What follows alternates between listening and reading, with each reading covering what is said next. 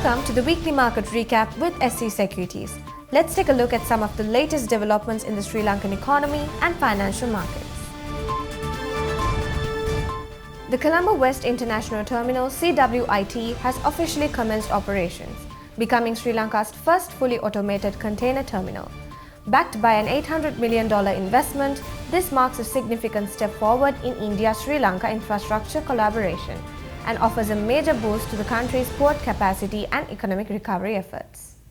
The project was developed under a 35-year build, operate and transfer agreement led by a powerful consortium, Adani Ports and Special Economic Zone Limited of India, John Keells Holdings and the Sri Lanka Port Authority. This is the Adani Group's first major port venture in Sri Lanka, and it reflects a growing presence of Indian investments in strategic sectors across the region. The terminal's cutting-edge automation is expected to ease congestion, significantly reduce vessel turnaround times, and further strengthen Colombo's position as a leading regional port. Officials know that CWIT will generate thousands of direct and indirect jobs while also contributing to GDP growth through improved trade efficiency. The terminal is being described as one of the most modern facilities in the region and a potential game changer in how cargo is managed in Sri Lanka. The terminal's opening also reflects strengthening bilateral relations between Sri Lanka and India, with recent cooperation extending to energy, logistics and infrastructure sectors, further cementing India's role as a key development partner in Sri Lanka's economic transformation.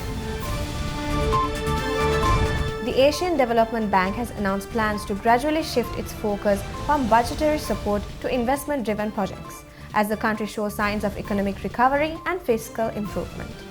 According to the ADB Country Director for Sri Lanka, the country's economy stabilizes and government's financial position strengthens. The bank will move towards supporting development through targeted investments.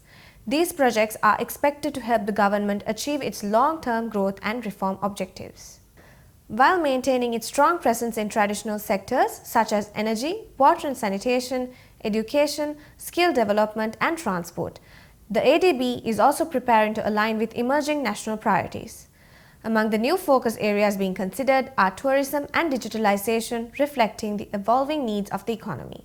The ADB Country Director reaffirmed the bank's commitment to Sri Lanka, emphasizing that the institution will remain a steadfast development partner, focused on supporting a durable and inclusive recovery. In 2024 alone, the ADB approved 7 loans totaling $808 million, including $400 million in policy-based loans aimed at supporting the government's budget. A similar level of budget support is also planned for 2025 to aid the implementation of reforms in energy, finance, trade, tourism and public financial management. However, the ADB Country Director highlighted that as Sri Lanka's fiscal landscape continues to improve, the bank's approach will evolve, placing greater emphasis on long-term investment projects that can spur sustainable development. Sri Lanka is preparing to unveil a unified national tourism brand immediately following the Sinhala and Tamil New Year. The campaign, which aims to position the island as a year-round destination, will be officially launched at the National Branding Conference scheduled later this month.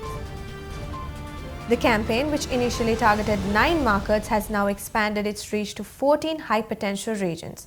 Including traditional destinations, the total outreach now spans 20 countries, with intensified promotions planned between May and July in areas such as Saudi Arabia, Asia Pacific, Australia, CIS nations and new European markets like Poland and Czech Republic. With this renewed global positioning, tourism authorities are hopeful of exceeding the 3 million arrivals target for 2025. Key digital campaigns and trade show activations are already underway. The chairman added that the goal is to maintain a steady monthly influx of over 250,000 tourists, helping the country overcome the seasonal fluctuations that have long plagued the industry. To enhance their tourism experience and revenue, the Sri Lanka Tourism Promotion Bureau is also ramping up engagement initiatives and infrastructure upgrades. The current average daily spend per tourist stands at $171, with a target to increase that figure to $200 through improved services and facilities. Sri Lanka has already gazetted 26 tourism zones, with plans to expand to 42, supported by new legal frameworks for better regulation and development. Colombo too is set to benefit from new urban attractions. Despite having ample tourist accommodations and restaurants, the capital has suffered from lack of events. To address this, the SLTDA is planning to launch a night market along Marine Drive and a series of cultural events in collaborations with the National Arts and Crafts Council, the CMC, the Western Provincial Council, and the UDA. These year-round initiatives are expected to revitalize Colombo's cultural landscape and add vibrancy to the city's tourism offering. The Asian Development Outlook April 2025, published this week, has cautioned that new US tariffs could pose a serious threat to Sri Lanka's export performance and overall growth. The report suggests that to cushion the impact, Sri Lanka must diversify its markets, especially by tapping into other Asian economies and niche markets within the European Union. It also highlights the need to focus more on high-value exports, including electronic goods. According to the report, Sri Lanka's economy is expected to grow at moderate pace, with GDP projected to 3.9% in 2025 and 3.4% in 2026, following a strong rebound last year. Inflation, meanwhile, is forecast at 3.1% in 2025, rising slightly to 4.5% in 2026. The ADB also projects developing Asia's growth at 4.9% and South Asia's at 4.7% in 2025. However, the report outlines a series of risks tied to the new US tariffs, which it left unaddressed could trigger order cancellations, squeeze exporter margins, and lead to production shifts to countries with lower tariffs like India, Malaysia, or Mexico. The potential ripple effects include a slowdown in export-oriented manufacturing, declining investor confidence, lower foreign direct investment, and rising unemployment, all of which could weaken consumer spending and increase fiscal pressure. On the fiscal front, while Sri Lanka has made progress in debt restructuring and maintaining discipline, the public debt to GDP ratio remains high, with projections indicating it will stay above 95% until 2032. The ADB emphasizes that sustained structural reforms are crucial to avoid future distress and to strengthen fiscal and external buffers. Real sector growth is expected to continue at a moderate pace, but domestic demand will remain sluggish. Inflationary pressures may build due to higher electricity tariffs, relaxation of import restriction, wage hikes, and exchange rate pass-through effects from depreciating rupee. Meanwhile, Sri Lanka's current account is expected to move into deficit in both 2025 and 2026, largely due to increased imports and the resumption of interest payments on external debt.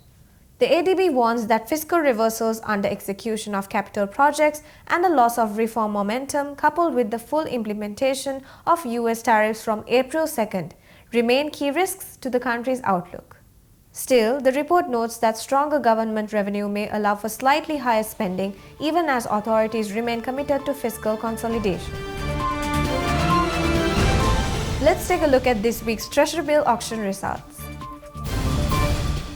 With the recent Treasury-bill auction, the 91-day T-bill rate stands at 7.59%, the 182-day T-bill rate stands at 7.91%, and the 1-year T-bill rate stands at 8.31%, showing no changes from the previous week's auction results. Thank you for watching, and we will be back next week.